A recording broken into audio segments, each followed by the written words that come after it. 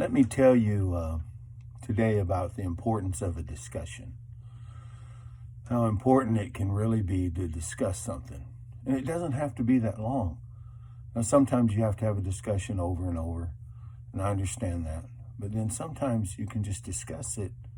It's like a light goes on. It's like, wow. It's like unbelievable. So I want to talk to you about that. Because I'm older, let me just reminisce. We used to sing a song as I grew up. It was just a little talk with Jesus makes it right. And they would sing, now let us have a little talk with Jesus. Let us tell him all about our troubles. He will hear our faintest cry and he will answer by and by. So it was like you need to have these little talks with Jesus, these little discussions. One of the most powerful songs that I heard was by a church that was singing, I must tell Jesus, I must tell Jesus, I must tell Jesus all.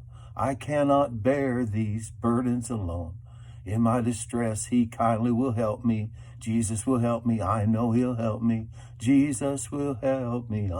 Jesus will help me. They were convinced. Jesus will help me. Jesus alone. And then one of my favorites is because God's called me to a life of prayer is what a friend we have in Jesus. All our sins and griefs to bear, and what a privilege to carry everything to God in prayer. So all three of these songs, as I reminisce this morning, talk about this discussion with Jesus, about what we're thinking about or the moment we're having. Jesus always spoke in parables. So let me just tell you a quick story about the power of a discussion. I'm getting ready to play a golf tournament. Somebody had asked me to play with them, and so I'm going to play a golf tournament. So I think I'll get a bucket of balls, and so I'm in Morristown, and I go by and hardly ever do it, but I grabbed a bucket of balls and I'm hitting them, and everything's going dead left. I mean, just straight dead left.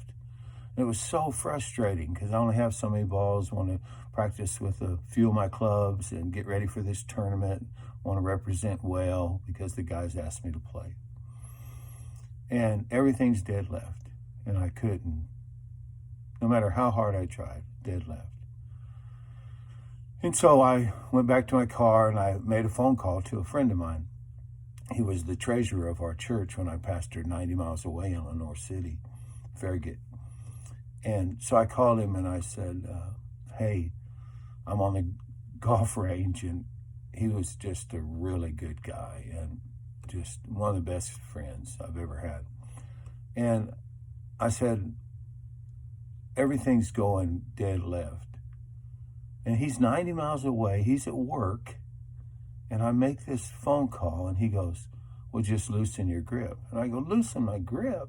That don't make any sense. I mean, I'm hitting the ball well. It's just everything's going dead left. He said, loosen your grip. And so I get off the phone and I go back to the tee and I loosen my grip and man, things just straightened out. Things straightened out. So what I learned from him was, if you'll just loosen your grip, he taught me this life lesson, things will straighten out. Why do you have to have that opinion? You don't have to have your opinion. You don't have to voice your opinion. You don't even have to have your opinion. Why do you have to always be right? Why do you have to try so hard? If you just loosen your grip, things will straighten out. I learned that on the practice tee, but man, in life, that has been a phenomenal life lesson I learned. Just loosen your grip. Why do you have to be in control? Why do you always have to be right? Why do you have to have an opinion or even voice your opinion? What's the purpose of that? Why are you so uptight? Why are you trying to hold on to that so hard? Get your way. Loosen your grip. Just loosen up. Relax. Quit trying so hard. Just quit trying to get your way and have your way and make everybody do what you want them to do. Loosen up. Sam Snead, one of the greatest golfers, and especially with his equipment, if he'd had equipment for nowadays, he would have played phenomenal. But you know what he said? Hold your putter like a stick of butter.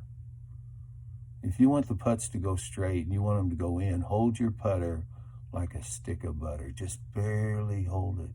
Loosen your grip. Why are you so uptight? Why are you so set? Why are you so holding on to that so hard? What? Loosen up, Rick. Relax, Rick. Things will straighten out. Can I tell you today, if you'll just loosen up, things will straighten out. I guarantee you, it's worked every time, not just on the golf course.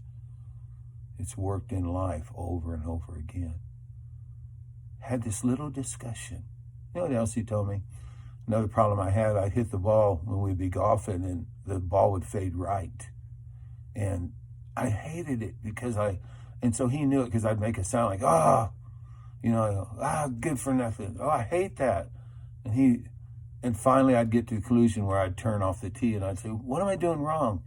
And you know what he said? What you always do wrong when I play with you. And I go, what's that? He goes, you do it every time. He said, you never follow when you don't follow through. He said, today you've never followed through. And so I'd get up there and I'd think, follow through, and I'd hit it, and it would go down in the middle of the fairway or the right of the fairway just by following through. And I want you to hear that life lesson. What he said is if you'll just follow through, you'll be a lot happier with the results. If you'll just follow through, and I was. Every time I thought follow through, and I would complete the swing and I would follow through, I was a lot happier with the results. Now, that's a dear friend. We had a couple discussions, and they were life lessons for all of my life. Rick, loosen your grip. Loosen up, and things will straighten out. Rick, listen to me. I'm your friend. Let me give you some advice. And that's what Jesus does. It's not these super long discussions. It's just listening to as he corrects you. Listen as he tries to help you. Listen when he wants to tell you, if you'll loosen up, things will straighten out. You won't have to keep holding on to your opinion and having to have your way and being in control and so uptight and so aggravated and so frustrated. Loosen up and things will straighten out. Loosen up and things will straighten out. That's what he told me that day, and it was exactly like he said. And then, same thing you always do, Rick, you don't follow through. Wow, he's dead and gone. He left us. But those life lessons have never left me. Follow through and you'll be a lot happier with the results. Would you just hear me today? Give you the words from a friend of mine. Follow through and you'll be a lot happier with the results. Just follow through and you'll be a lot happier with the results. And to do away with it, oh, I hate this. Oh, I can't stand it. Oh, yuck. The response you make when you don't get the results that you want, chances are you've not followed through on something you need to do. If you just follow through, you'll be a lot happier with the results. I want you to hear that this morning, because those are 2 life lessons that I learned from just having a discussion with a dear friend of mine.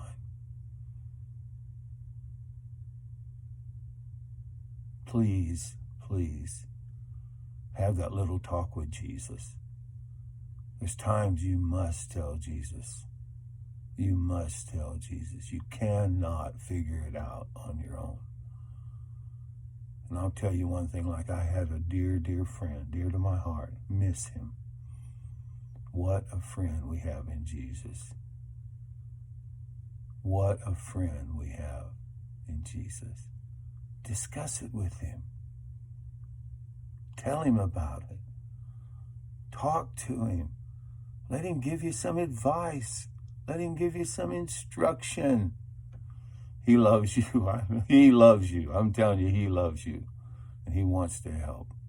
Very present help in your time of need. God bless you.